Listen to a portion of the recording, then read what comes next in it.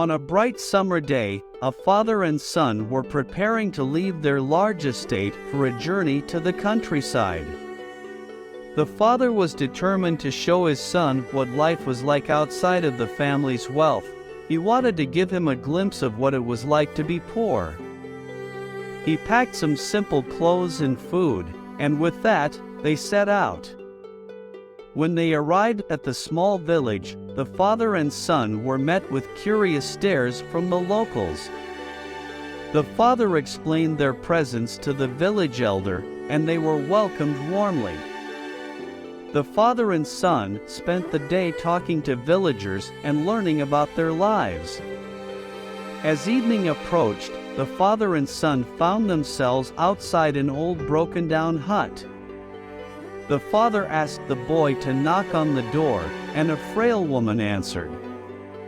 He introduced himself and his son and asked if they could stay for the night as it was getting late. The woman welcomed them inside gladly, telling them to make themselves comfortable while she prepared dinner. While she was cooking, the father began asking her questions about her life in the village, what her work was like, how much she earned, how hard it was to feed her family, etc. As they talked around the dinner table that night, the little boy asked his father why they had come here when they lived so well back home in their mansion.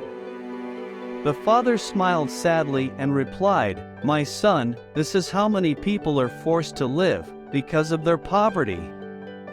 When bedtime came around, the woman offered to give up her bed for them while she slept on a mat in the corner of the room instead. Again, the little boy asked why it seemed that everyone here was so eager to help them despite being so poor themselves. Why would someone who had so little offer even more? Again his father replied, "My son, it is because of generosity like this that people can survive hardship without losing hope or giving up on life."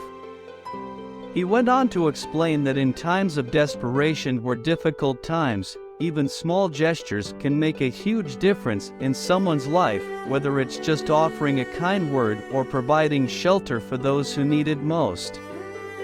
After this explanation, he tucked his son into bed with warmth in his heart that he hadn't felt before, something he wouldn't forget for years to come.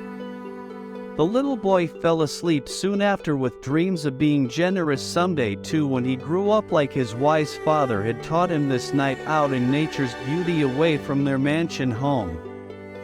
In the morning when they left with fond farewells from their humble hosts, from whom much had been learned by both parties involved before departing, his father said, "My son, always remember what we have seen today. It's not about money but about help, kindness, and togetherness." He knew at once that there were lessons learned here today which will stay forever embedded in his soul.